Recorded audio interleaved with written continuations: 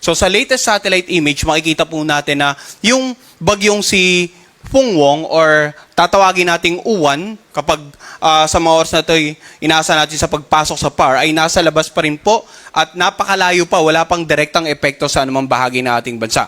Now, simula ngayong gabi hanggang bukas, asahan pa rin natin generally mainit at malinsangan ang magiging lagay ng panahon sa nakararaming bahagi ng ating bansa. Maliban na lamang sa ilang isolated rain showers or thunderstorms, lalong-lalo sa mga lalawigan sa silangang bahagi ng Luzon at ng Visayas. Samantala, ang bagyong si Uwan, international name na Pungwong, ay tinatayang nasa layong 1,175 kilometers ang layo silangan ng Eastern Visayas. So taglay ni Uwan ang lakas ng hangin na umabot hanggang 110 kilometers per hour malapit sa gitna nito.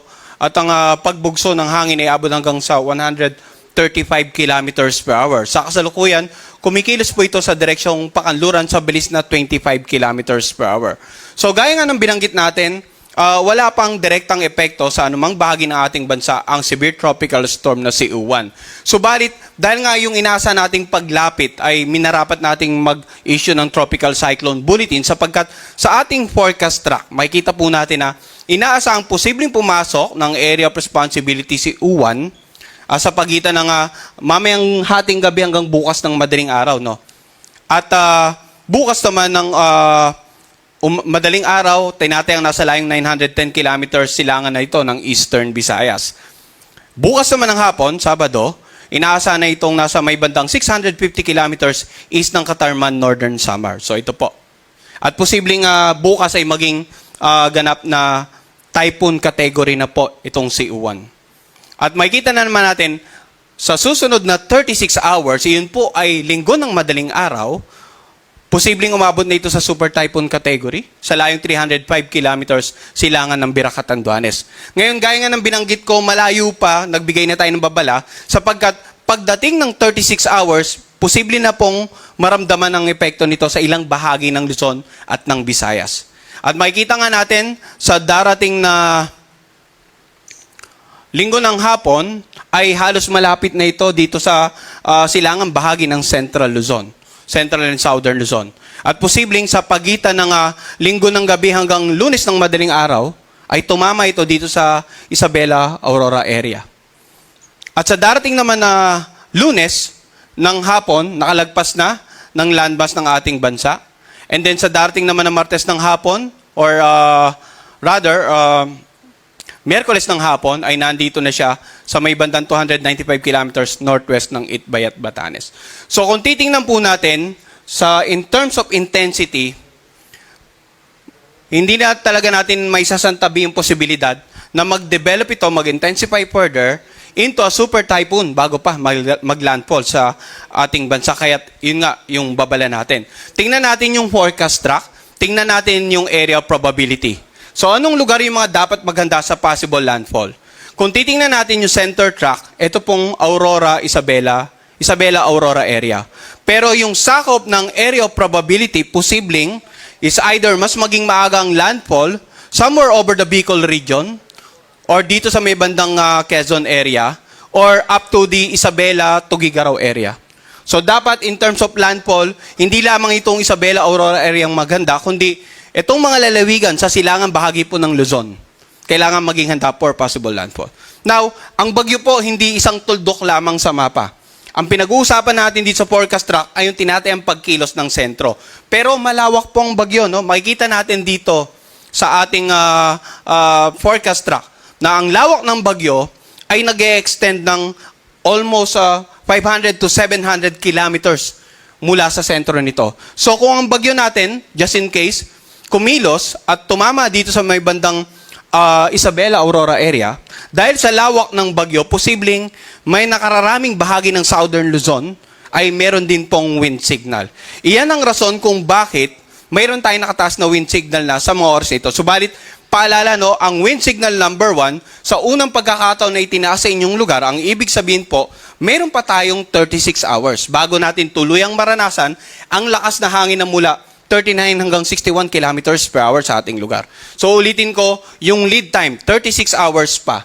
At kanina, pinakita natin sa ating mapa, sa ating forecast track ng 36-hour position ng bagyong si Uwan, possibly offshore pa rin, that is Sunday ng madaling araw.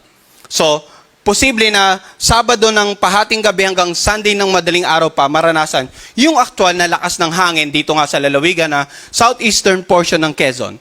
Dito sa eastern portion ng Romblon, Camarines Norte at Sur, Catanduanes, Albay, Sorsogon, sa Masbate, northern at saka eastern Samar, sa Samar, Biliran, Leyte, southern Leyte, ganun din sa northern at saka central portion ng Cebu kasamang Bantayan at Camotes Island, northeastern portion ng Bohol, northern portion ng Negros Occidental, northeastern portion ng Capiz, northeastern portion ng Iloilo, Dinagat Island at Surigao del Norte.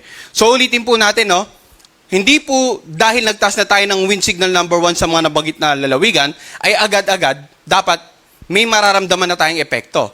36 hours pa po ang lead time or palugit at sa forecast track natin, ang tinataya nating 36 hours simula alas 2 ng hapon ngayon ay sa alas 2 pa po ng madaling araw ng linggo, yung possible epekto. Pero maaaring magbago yan, maaaring kung magiging mabilis ang pagkilos, then likely, posible tayo magkaroon pa ng mas matataas na wind signal sa mga susunod nating issuance ng Tropical Cyclone Bulletin. At posibleng, mas lumawak din yung mga lugar na magkakaroon ng wind signal sa susunod nating mga issuance.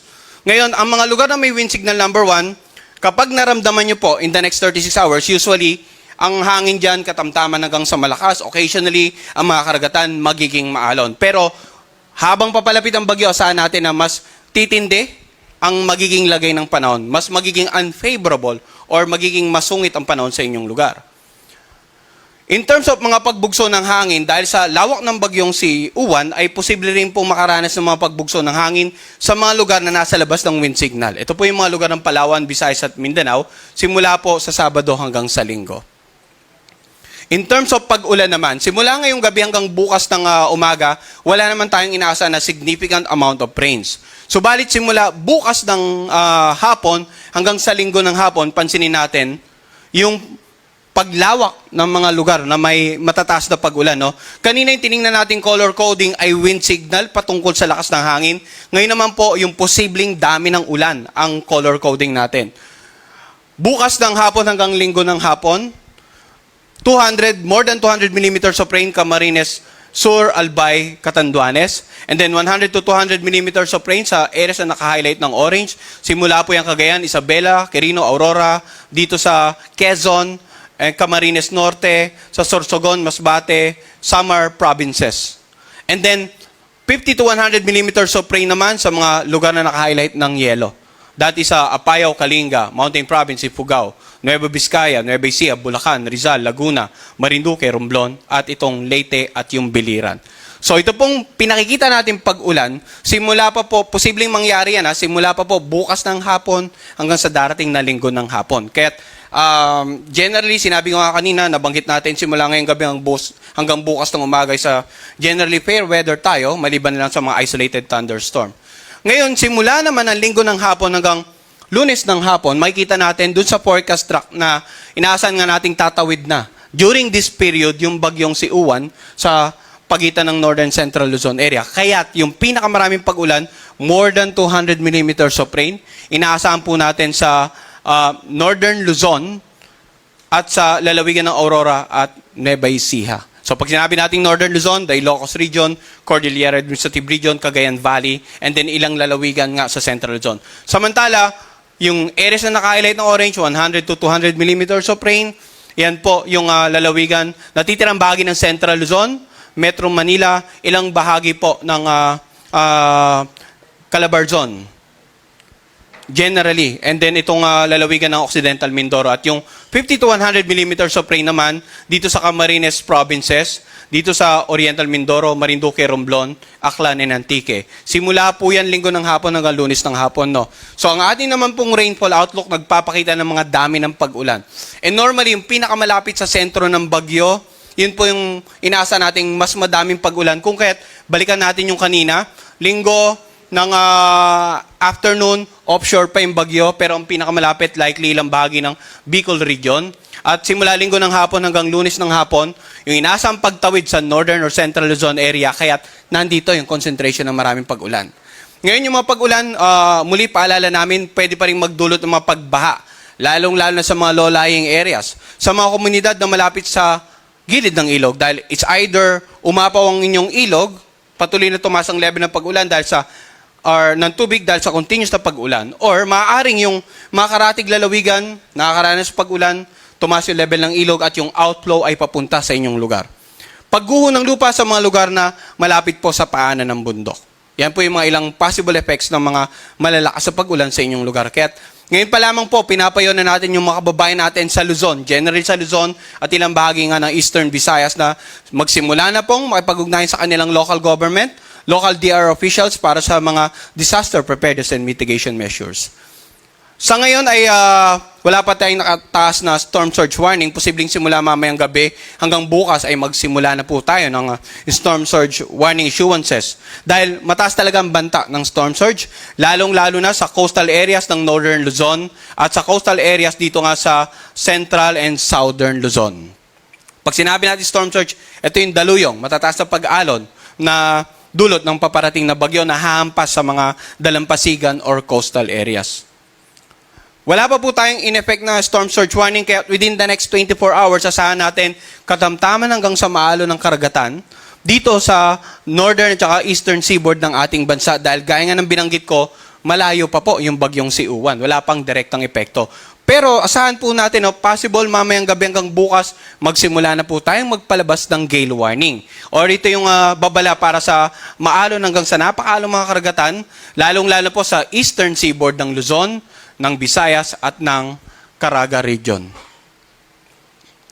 Dahil sa paparating na bagyong si Uwan, patuloy tayong nagpapaalala ng mga tips para sa paghahanda. Unang-una, makinig sa latest update ng Pag-asa hinggil sa bagyong si Uwan. So ang aming pong Tropical Cyclone Bulletin, makikita sa ating official website, pagasa.dost.gov.ph.